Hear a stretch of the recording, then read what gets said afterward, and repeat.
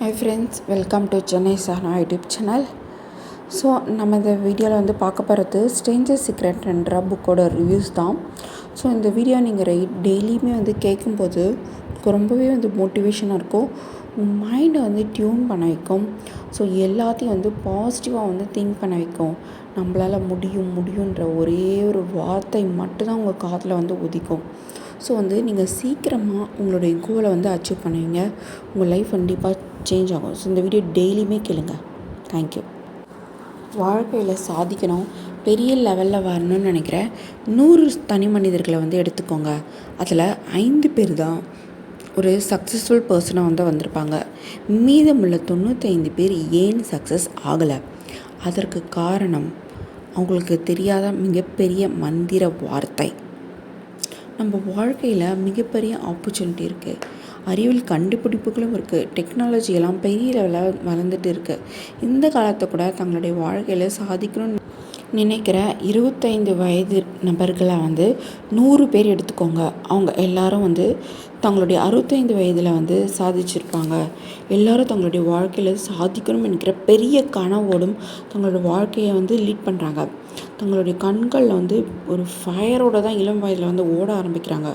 ஆனால் 65 வயதில் 100 பேருக்கும் 65 வயது ஆகும்போது ஒருத்தர் மட்டும்தான் பணக்காரர் ஆகியிருப்பார்.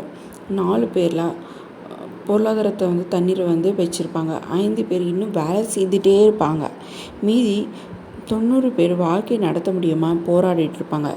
இப்போ 100 பேரில் வெறும் 5 பேர் தான் அவங்க நினச்ச மாதிரி சக்ஸஸ் அடைகிறாங்க. அப்போ 25 வயதில் அவங்களுக்கு இருந்த குறிக்கோள் ஏன் 65 வயசில் அடைய முடியல? அவங்களுடைய கனவுகள், லட்சியங்கள் எல்லாம் என்னாச்சு? இந்த கொஷின்ஸ்க்கெல்லாம் ஆன்சர் வேணும்னா முதல்ல வெற்றினா என்னன்னு தெரியணும். நம்மளுடைய உயர்வான லட்சியத்தை அடைய நம்ம முயற்சி செய்கிற ஸ்டெப் பை ஸ்டெப் முயற்சி தான் வெற்றி. ஒரு ஸ்கூல் டீச்சருக்கு நல்ல பாடம் சொல்லிக் கொடுத்து பசங்களை நல்ல மதிப்பெண் எடுக்க வைக்கிறது தான் வெற்றி. ஒரு பிஸ்னஸ் மேனுக்கு அவங்களுக்கு பிஸ்னஸில் நிறைய ப்ராஃபிட் எடுத்து சம்பாதிப்பது தான் வெற்றி. ஒரு சேல்ஸ்மேன் நிறைய ப்ராடக்ட் சேல் பண்ணி அது மூலமாக நிறைய இன்கம் எடுக்கணும்னு நினைப்பாங்க. அதுதான் அவங்களுடைய வெற்றி. வெற்றி என்பது நம்ம முன்கூட்டியே ஒரு கோல் ஃபிக்ஸ் பண்ணிவிட்டு அதை அடைய போராடிட்டே இருக்கணும். 20 பேரில் ஒரே ஒருத்தர் தான் அதை வந்து செய்கிறாங்க. ஸோ மீதமுள்ள 80% பேர் தோல்வியாளர்களாக தான் இருக்கிறாங்க. ரோனோபைரின் ஒரு புக்கில் வந்து எழுதியிருக்காரு. அந்த புக்கோட பேர் மேன் சர்ச் ஃபார் ஹிம்செல்ஃப். அப்படின்னா தனக்குத்தானே மனிதனின் தேடல்கள். அந்த புக்கில் அவர் எழுதியிருக்காரு, வீரத்தோட எதிர்ப்படம் கோழைத்தனம் இல்லை. மற்றவங்க எப்படி நடந்துக்கிறாங்களோ அதே மாதிரி நாமும் நடந்துக்கணும்னு நினைக்கிறோம் பாருங்கள். அதுதான் நம்ம அடையக்கூடிய பல தோல்விகளுக்கு காரணம். இதுதான் நம்ம அறிந்தும் இருக்கலாம், அறியாமலும் இருக்கலாம். இதுதான் காரணம்னு சொல்கிறாங்க. அதாவது படித்து முடித்தோம் எல்லாரும் என்ன பண்ணுறாங்க, 9 to 5 ஜாப் போயிட்டு வேலை பார்த்துட்ருக்குறாங்க. ஸோ நாமும் அவங்கள மாதிரியே காப்பி அடித்து வேலைக்கு போய் வாங்குன்னு உழைக்கிறோம். அதாவது நமக்கு யாரும் செய்யாத ஒரு விஷயத்தை வந்து புதுசாக செய்யறதுக்கு வந்து தைரியம் கிடையாது. புதிதாக பிஸ்னஸ் ஸ்டார்ட் பண்ணுறதுக்கோ இல்லை ஒரு நெட்வொர்க் மார்க்கெட்டிங் பண்ணுறதுக்கோ ஏதோ ஒரு விஷயத்துக்கும் வந்து நமக்கு வந்து தைரியம் வந்து கிடையாது.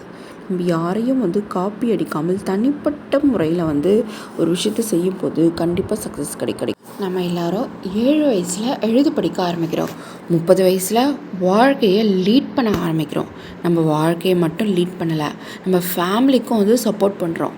அப்படி இருந்தோ 65 வயசில் வாழ்க்கையில் பொருளாதாரத்தில் தன்னிறைவு பெற முடியல. அட்லீஸ்ட் ஒரு வீடு, காரு, பேங்க் பேலன்ஸோடு செட்டில் ஆக முடியலன்னா நம்ம எல்லாரும் தோல்வி அடைஞ்சவங்க தானே. ஏன் இந்த தோல்வி ஏற்படுது? நாம் மற்றவங்கள தான் பிரதிபலிக்கிறோம். அதாவது 100 பேரில் 95 பேர் என்ன செய்துட்டு இருக்காங்களோ அதையே காப்பி அடிச்சுட்டு திரும்ப செய்துட்டு இருக்கோம். அதாவது 9 to 5 ஜாபை தேர்ந்தெடுத்துட்டு அந்த கம்பெனியோட முன்னேற்ற வாழ்க்கை முழுவதுமே வந்து உழைச்சிட்டே இருக்கிறோம். கஷ்டப்பட்டு இரவு பகலாக உழைச்சாலும் வாழ்க்கையில் எந்தவித முன்னேற்றமும் அடையாமல் இருக்கிற ஒருத்தரையும் வாழ்க்கையில் எந்தவித கஷ்டமும் படாமல் ஒரு சக்ஸஸ்ஃபுல் லைஃப்பை வந்து வாழ்கின்ற மனிதரையும் பார்த்து நீங்கள் ஆச்சரியப்பட்டிருக்கீங்களா? 2வது சொன்னேன் இல்லையா, இந்த கஷ்டமே இல்லாத மனிதர். அவங்க தொட்டது எல்லாமே வந்து தங்கமாக மாறும். அவங்க கை வச்சது எல்லாமே வந்து பார்த்திங்கன்னா வெற்றியாக மாறும். அவங்களுக்கு வெற்றி மேலே வெற்றி வந்து குவிஞ்சிட்டே இருக்கும். அதே இன்னொரு பக்கம் ஒருத்தர் எவ்வளோ தான் கஷ்டப்பட்டு உழைச்சாலும் அவங்களுக்கு தோல்வி மேலே தோல்வி தான் வந்துகிட்டே இருக்கும். இதை பார்த்து ஆச்சரியப்பட்டிருக்கீங்களா? இந்த 2 பேருக்கும் என்ன டிஃப்ரென்ஸ்? அவங்களுடைய குறிக்கோள், லட்சியம், அவர்களுடைய எண்ணம். வாழ்க்கையில் வெற்றி பெறுகிற எல்லோரும் அவங்களுடைய குறிக்கோள் எதுன்னு தெரிஞ்சுட்டு அதை நோக்கிட்டு தான் இருப்பாங்க. ஏன்னா தோல்வி அடைகிறாங்க பாருங்கள், அவங்களுக்கு குறிக்கோள் இல்லாத காரணத்தால் அவங்க வாழ்க்கை முழுவதுமே வந்து சூழ்நிலையால் கட்டி போட்டுட்டு இருப்பாங்க. சூழ்நிலை கைதியாக இருப்பாங்க. மற்றவங்க அவங்க மேலே ஆதிக்கம் செலுத்துவாங்க. அவங்களால அதுலேருந்து மீளவே முடியாது. ஃபார் எக்ஸாம்பிள், பயணம் திட்டமிட்டப்பட்ட ஒரு கப்பல் எடுத்துக்கோங்க. அந்த கப்பலில் வந்து கேப்டன் இருப்பாங்க. அதில் இருக்கக்கூடிய பயணிகளுக்கு நம்ம எந்த இடத்தை நோக்கி போகிறோம், எந்த டெஸ்டினேஷன் நோக்கி போகிறோம் எல்லாமே தெரியும். அவங்க எல்லாமே அந்த இடத்த வந்து அடைய போகிறோன்ட்டு தெரியும் கண்டிப்பாக. ஸோ 10,000ல் 9,999 தடவை கண்டிப்பாக அவங்களுடைய இடத்த வந்து அடைந்தே தீருவாங்க. ஓகேங்களா? ஸோ ஏன்னா அதற்கு ஒரு இலக்குன்னு ஒன்று இருக்குது. இதுவே இன்னொரு கப்பல் எடுத்துக்கோங்க. இதுவும் ஃபஸ்ட்டு கப்பல் மாதிரி தான். பட் இந்த கப்பலில் கேப்டன் கிடையாது. எந்த இடத்துல எந்த கோல் அடைய போகிறோன்ற ஒரு குறிக்கோள் எதுவுமே கிடையாது. ஓகேங்களா? அப்படி எந்தவித இலக்கும் இல்லாத கப்பல் ஸ்டார்ட் பண்ணும்போது துறைமுகத்திலேருந்து புறப்படும் போதே எந்த இடத்துலையும் மூழ்கி போக வாய்ப்பு இருக்குது. அதோட இலக்கை வந்து அதால் வந்து அடைய முடியாது. ஓகேங்களா? ஸோ எந்த ஒரு வாழ்க்கைக்கும் வந்து நம்மளுக்கு வந்து குறிக்கோள்ன்றது ரொம்பவே முக்கியம். ஸோ உங்களுக்குன்னு ஒரு குறிக்கோளை ஃபிக்ஸ் பண்ணி அதை நோக்கியே வந்து பயணிங்க. ஓகேங்களா? கண்டிப்பாக உங்கள் குறிக்கோள் அடைந்தே தருவீங்க. நம்ம மனசு இருக்குது பாருங்கள், அது மிகப்பெரிய சக்தி. அதற்கு வந்து நல்லது, கெட்டது, வெற்றி, தோல்வி எதுவுமே தெரியாது. அதில் எதை எண்ணமோ விதைக்கிறோமோ அதுதான் ரிசல்ட்டாக கொடுக்கும். நம்ம மனசில் எதை நம்ம ஸ்ட்ராங்காக திங்க் பண்ணுறோமோ அதை நடத்தி கொடுத்துரும். ஓகேங்களா? அதில் வந்து ஆனால் நம்ம என்ன பண்ணுறோம் தெரியுமா?